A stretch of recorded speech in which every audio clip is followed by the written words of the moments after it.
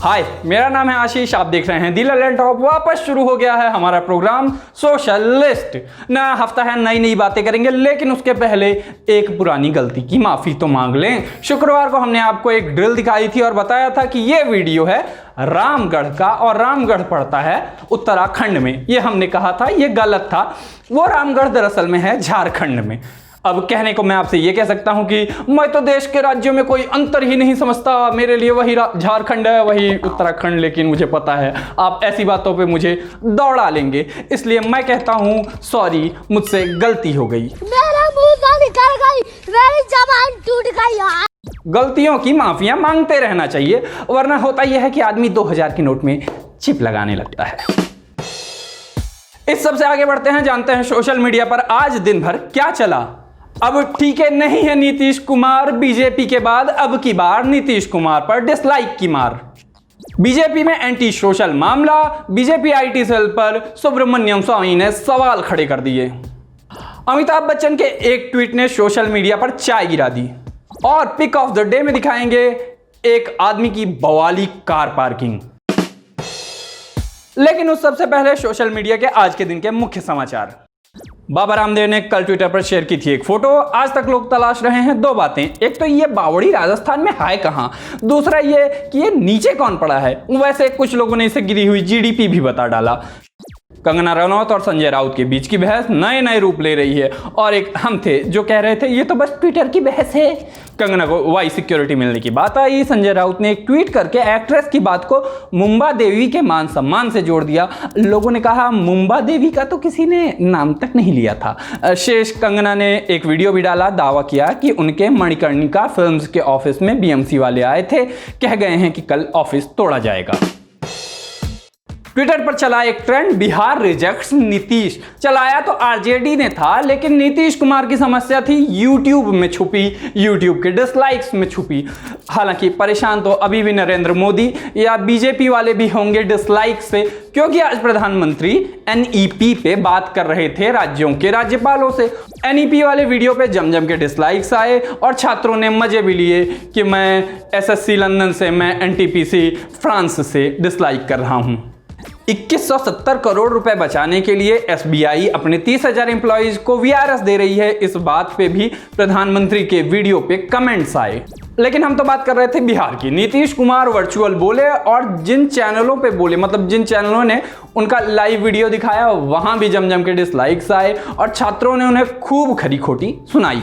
क्योंकि पहला hashtag RJD ने चलाया था, इसलिए अगला हैशटैग जो है वो जेडीयू की तरफ से आया कि जेडीयू फॉर डेवलपमेंट। वहीं बीजेपी में अलग ही मार मची हुई है। रास यानी राज्यसभा के सांसद हैं सुब्रमण्यम स्वामी।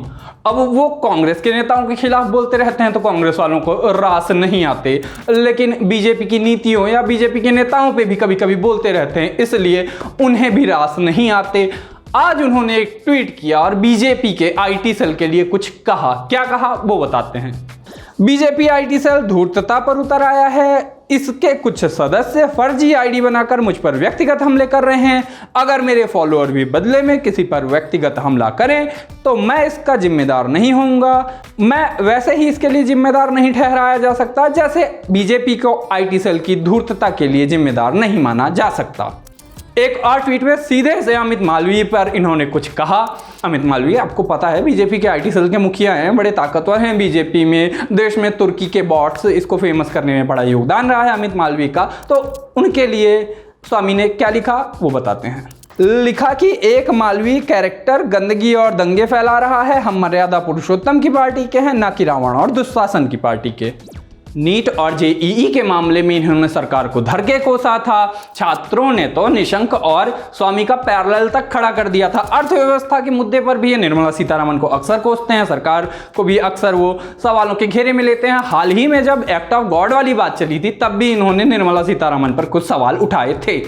अब जनता पूछ रही है कहीं आपको भी तो पाकिस्तान भेजने के लिए नहीं कहा जा रहा है। कुछ ने इसको विक्टिम कार्ड बता दिया। वहीं जो भाजपा के कुछ समर्थक हैं या फिर भाजपा को पसंद करने वाले हैं, उन्होंने कहा कि भाजपा का आईटी सेल ऐसा ही है, वो सारा दिन हिंदू मुसलमान की बात करता रहता है, इसके कारण जो सरकार की योजनाएं हैं वो भी जनता तक नहीं पहुंच पाती।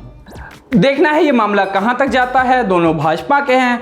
अब स्वामी जी को झूठा या गलत ठहराया जाता है या अमित मालवीय जी के काम में खोट निकाला जाता है, भविष्य में देखना होगा। लेकिन तमाम राजनीति के पार एक जन हैं जो अभी भी अपने ट्वीट के नंबर गिन रहे हैं और पन में जीवन के मजे ले रहे हैं। ये हैं अमिताभ बच्चन। इन्होंने एक ट्वीट किया और पूछा कि अगर चाय शर्ट पे गिर जाए तो क्या उसे टी शर्ट कहेंगे। लोगों ने पढ़ा तो बावले हो गए। किसी ने कहा मेरी वो जहर वाली खीर कहाँ है, तो किसी ने कहा कि अगर कप में चाय को डाल देंगे तो क्या वो कपटी हो जाएगी। तो फिर क्या था, आज चाय गिर ये शब्द ट्रेंड हो गया। लोगों ने गुस्सा भी दिखाया, कहा वो 23.9 जो जीडीपी के आंकड़े आए हैं उससे इस ट्वीट को जोड़ा गया। और कुछ लोगों ने कहा कि क्या अमिताभ बच्चन अब वापस से पेट्रोल के दामों पे भी कोई कमेंट करेंगे। अब बारी है पिक ऑफ द डे की, जहां आपको कोई झांफाड़ सा वीडियो, कोई तस्वीर या फिर कोई हैंडल या चैनल बताते हैं। आज आपको एक वीडियो दिखाते हैं। आदेश शुक्ल नाम के एक यूजर ने ये वीडियो डाला है और ये वीडियो वायरल हो गया है। कब का, कहां का, ये तो फिलहाल नहीं पता है, लेकिन आप ये वीडियो देखिए और इस आदमी को देखिए और जो ये कार पार्किंग का सदुपयोग कर रहे हैं। जहां पार्किंग नहीं है वहां पे भी क्या गाड़ी पार्क की है, मतलब देखिए आप ये वीडियो। आज के सोशल लिस्ट में इतना ही। कल फिर होगी मुलाकात और मैं चलता हूं। Bye bye.